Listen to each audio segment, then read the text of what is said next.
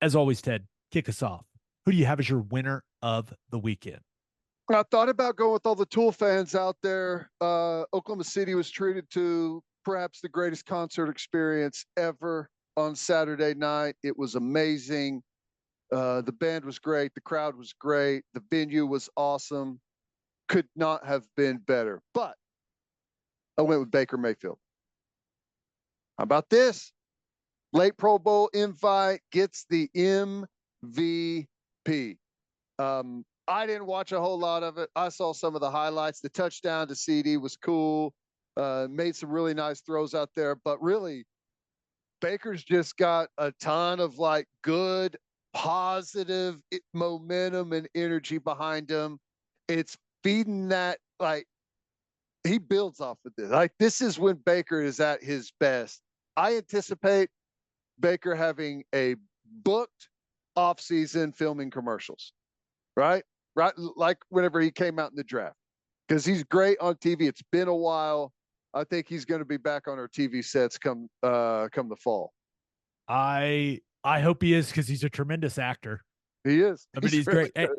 But I also thought it was a really positive sign for him and his future in Tampa that they're hiring Liam Cohn to be the offense coordinator.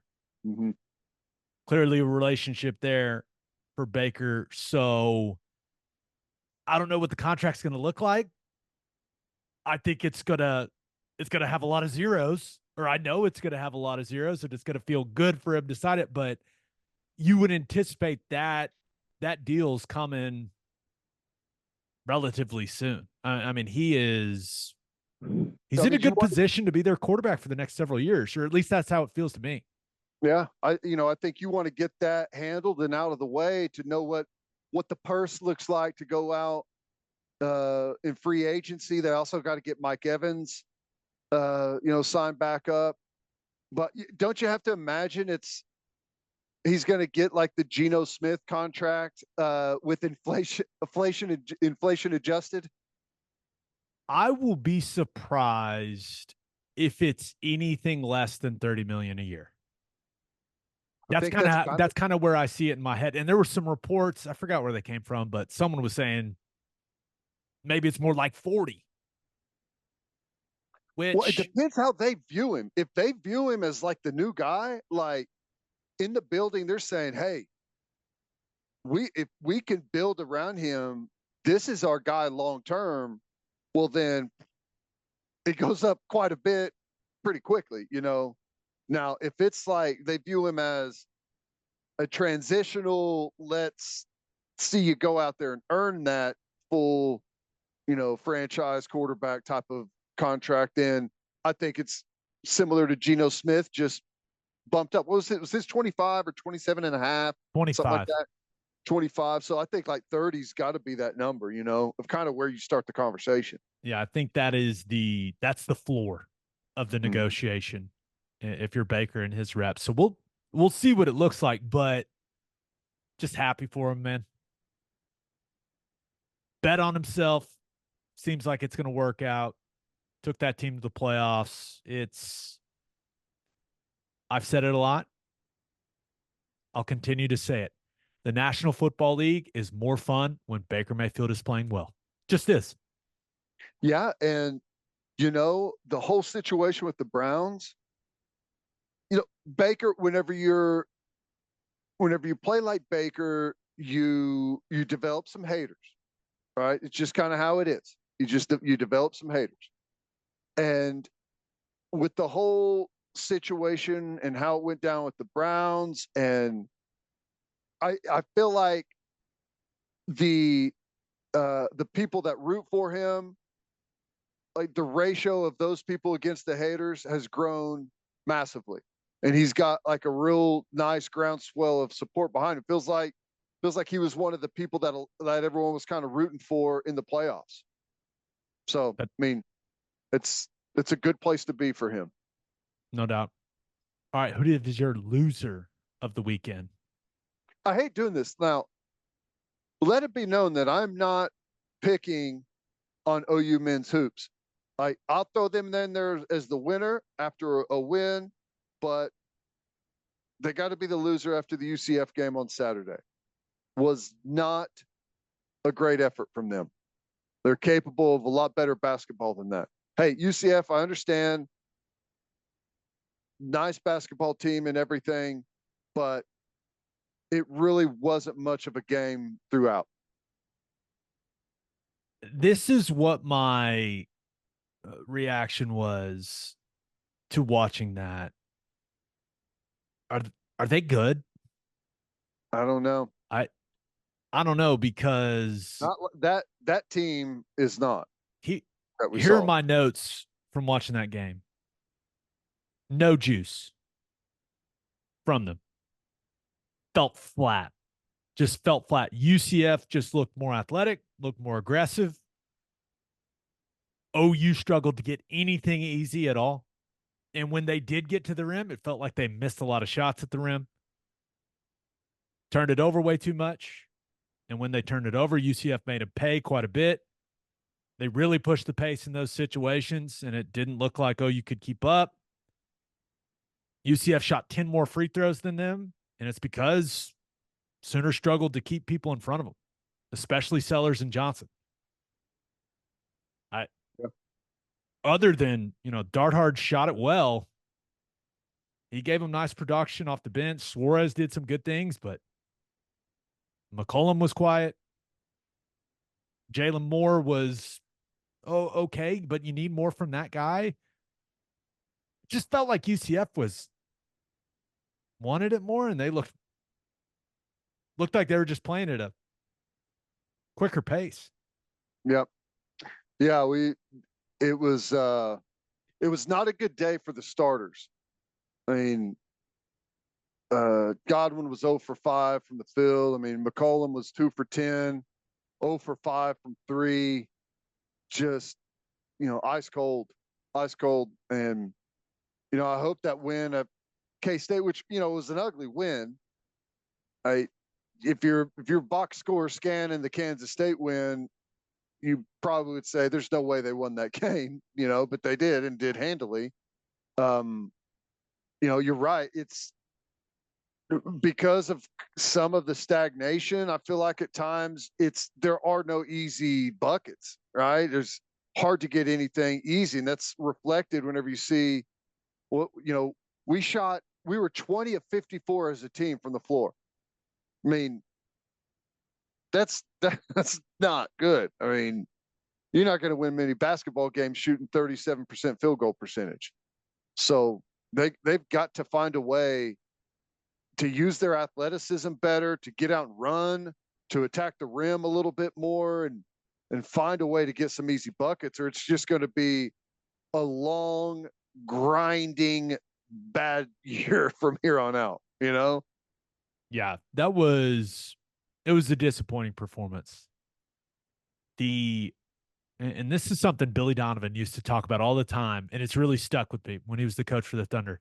He always talked about guys playing with force. It was something a term he would use a lot, like playing with force, getting downhill, like being strong with the ball. And that's how he talked about the physicality of basketball. And that just wasn't there. That wasn't there for him on Saturday. And that was disappointing, man. I was bummed out watching that. I was watching that at Disney World on my phone.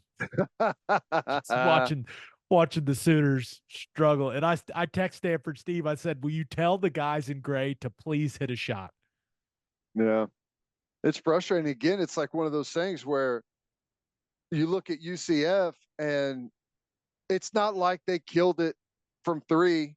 They were 30% from 3. It's not like they just, came out and hit a bunch of big threes. I mean, that wasn't the case at all. They leaned on us. We turned it over, and no, frustrating. I wish honestly, it's not my specialty. I don't know really what they should do.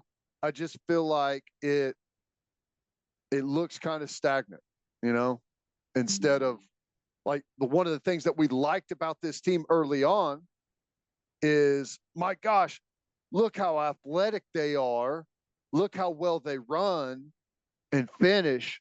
But that is few and far between as the season wears on. And I know like it's a tough conference, and when you play a bunch of tough teams and really good coaches, everyone gets a good book on how to defend you and make it hard. Life is hard. So I don't know. I still think they can be a good team. I think they can make the tournament, but they do have to start pressing it, man. Yeah.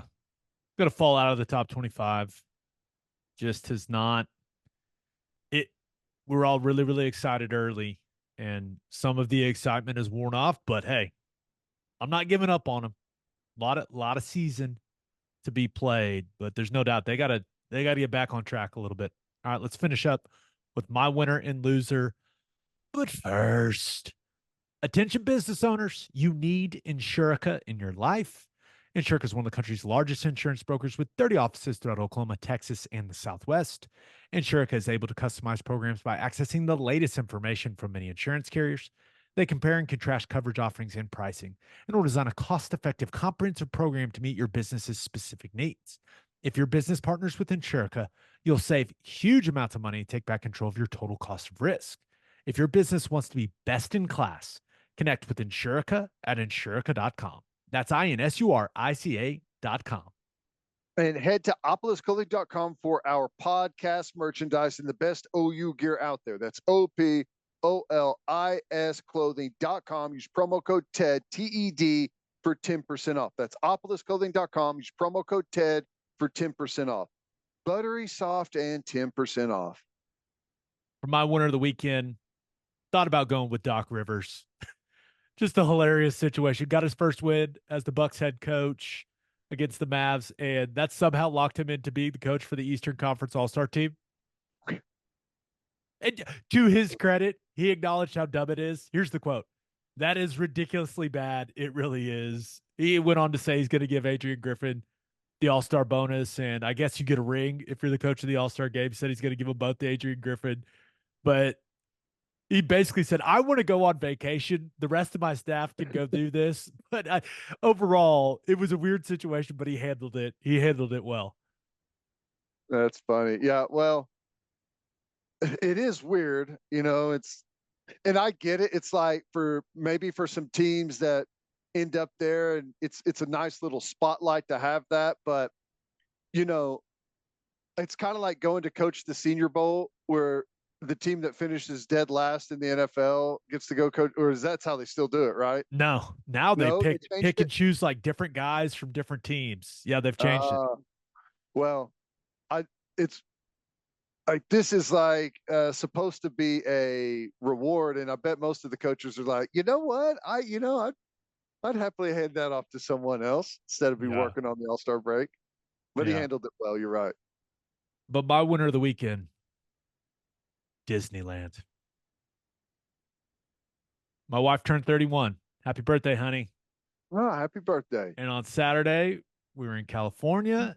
And what did she want to do for her birthday, Ted? She wanted to take our boys to Disneyland. So we went to Disneyland and California Adventure. It is my first Disney experience.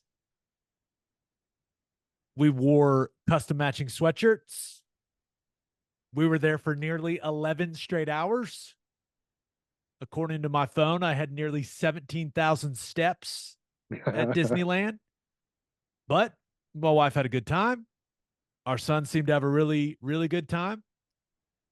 Overall, I can understand where some of your frustrations come from, Ted, but overall, a solid experience. I never blew a gasket, which is good. But yeah, had my first Disney experience. I will take partial credit for that. If you expect like the misery, like if you know what you're getting into, it's not like you're somewhat prepared for it.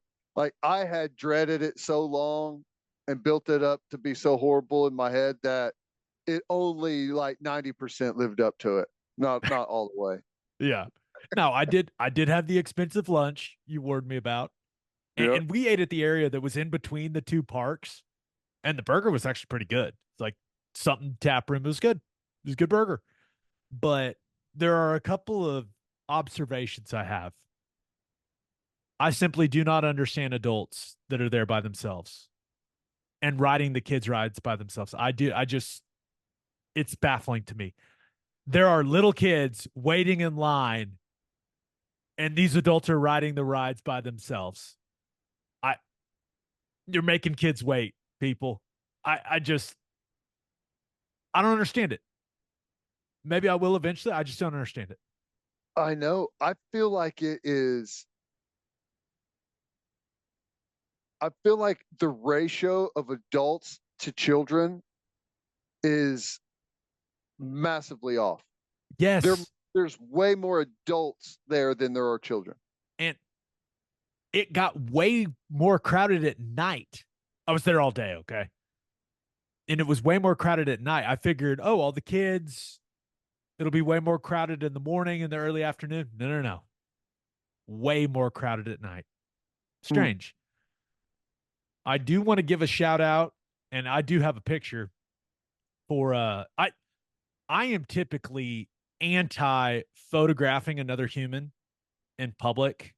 Yeah. I think it's kind of weird, but this woman's shirt was so outrageously aggressive that MILF University. yeah, that I had to take a picture. I that Uh, woman woke up and said, "This is what I'm going to wear to Disneyland today." this is the shirt. I'm gonna. She was with her kids. Not only did she wake up, she packed it. She packed it. Saturday's going to be the MILF shirt day. Mill University, just an outrageously aggressive T-shirt choice. And I'm Um, guessing their family didn't have matching shirts, right? they did not. The dad was not also wearing the MILF University shirt. If you, I showed the shirt. If you're watching on YouTube, then you'll see it. If you're listening on the podcast platforms, maybe pop over to YouTube every once in a while, and you can see some funny stuff. But the lines are insane. We did the Genie Plus package, which it got us the lightning lane for some things, but not all things.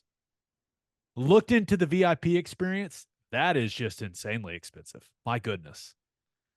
But overall, I got a little annoyed at how they rearranged the strollers when you walk away. They just like rearrange them for no reason. There's someone's job. They're just rearranging strollers all the time. There's one lady, two sets of twins, and they moved her stroller. She was not pleased. She was like, "Where That's, are my two double strollers?" oh, I thought it was one. I was like, that's got to be like a bus No, stroller. but I understand that Disney World is probably a whole different animal from what I was able to gather. But Disneyland overall, there's no doubt there's some things in Disneyland that need some updating, but an overall positive experience. My son was starstruck by Lightning McQueen. That's Starstruck. awesome. It was pretty awesome. That is awesome. Yeah, I think the biggest advantage Disneyland has over Disney World is the weather. Like it's cool and dry at Disneyland, and it is hot and humid at Disney World. Not a good combination for walking 15 miles a day. Yeah, there's a lot of walking, but overall, had a lot of fun. Now, my loser of the week end. Thought about going, we've got some massive international stars. So thought about going with the Mercedes, Lewis Hamilton leaving Mercedes for Ferrari in 2025. I don't blame him. Ever since the porpoising issue, they've been crap. The porpoising I love that you remember that. We haven't talked F1 in a while. I still watch. It's fun. But you had that, and that's a massive story in Formula One. But also Kylian Mbappé leaving PSG for Real Madrid, reportedly. So we've got some massive stars on the move in the sports That's big world. time. That's big time. I'm curious to see what that price tag looks like for Mbappe. Those soccer players come with some huge deals. Yeah. I read something that said that he was going to make half of what he was making at PSG at Real Madrid. There's no way that's true. I mean, there's just that makes no sense to me. So we'll see what it looks like, but I don't think he's going to be struggling. I think he'll be just fine. Yeah, I it'll be fine. I do appreciate Formula One because you don't get this in the NFL, the NBA, really.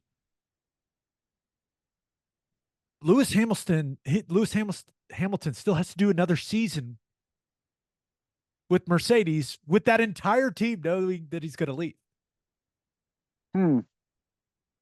That's interesting. Yeah, everyone knows he's going to leave.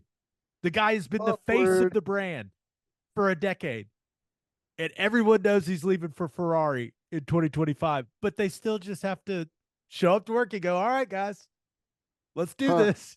I That mean, is weird. What? So why did he announce so early? Or why did they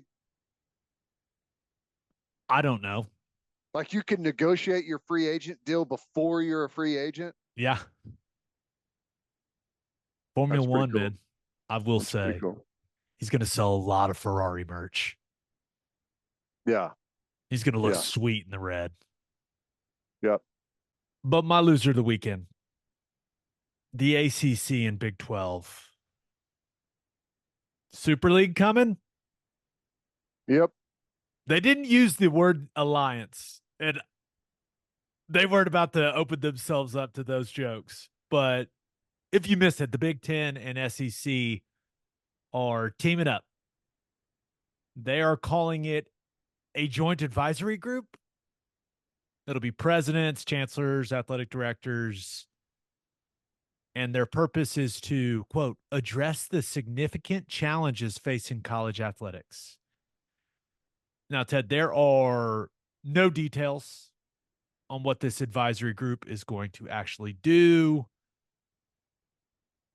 but it feels like the start of something, doesn't it? It does.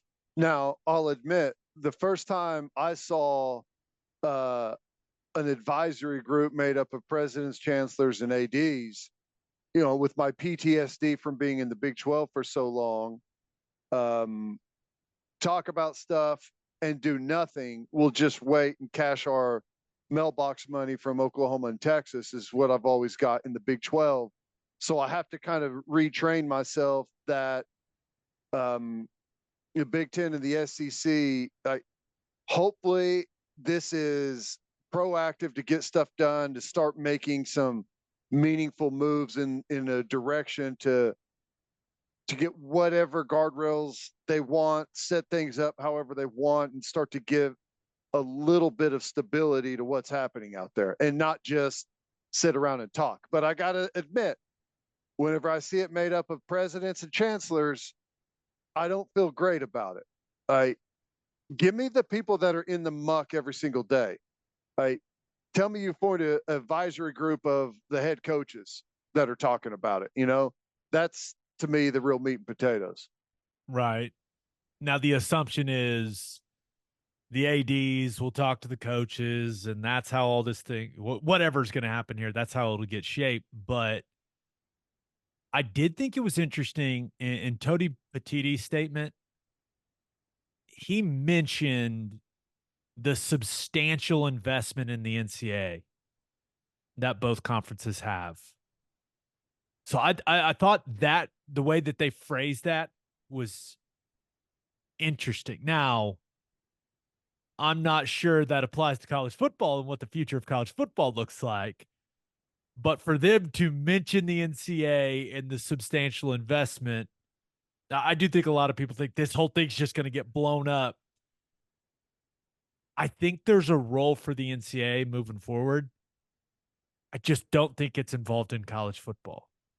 I could see that breaking off and being a separate thing. But when you look at this relationship between the two most powerful conferences that is developing, it does make you jump to some conclusions about what's going to happen. Most specifically with college football.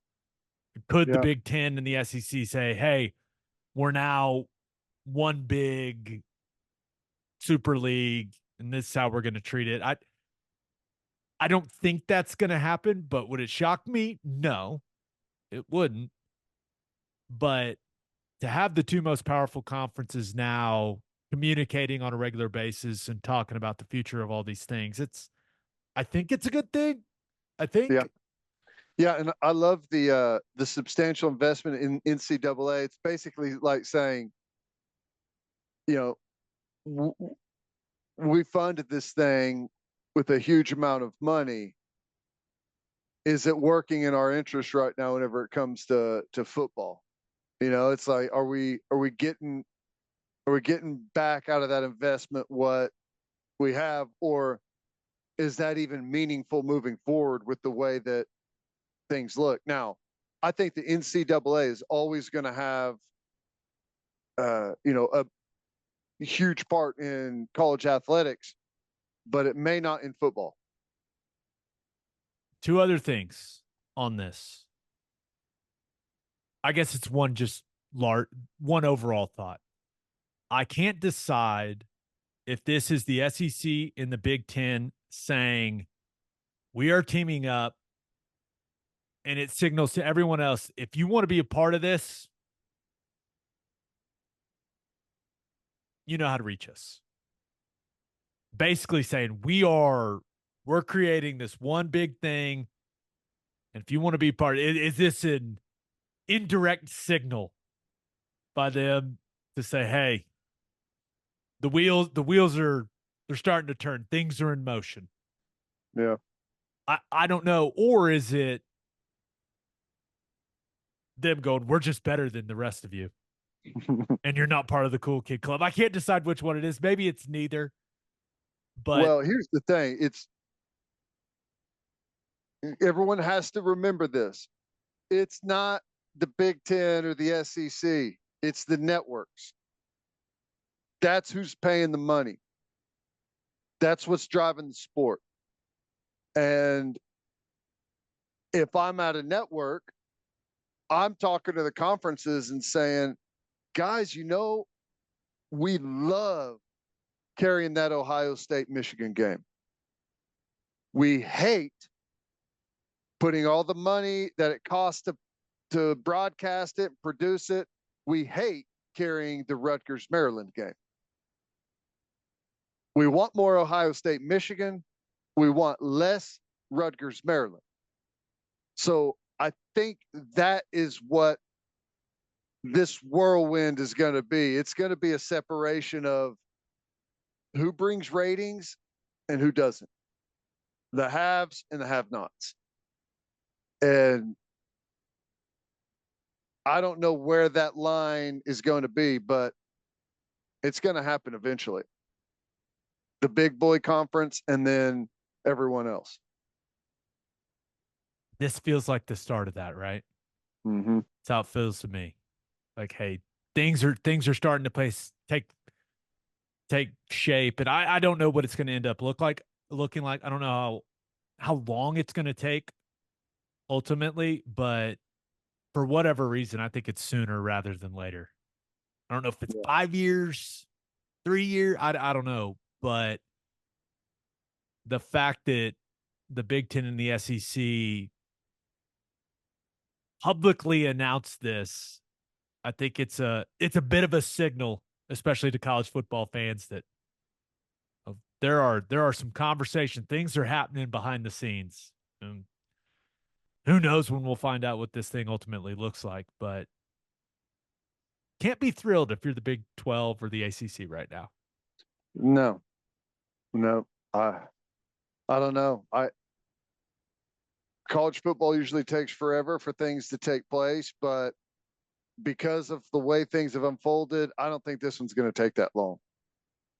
I mean, you may get a couple years of the 12-team playoff and that's it.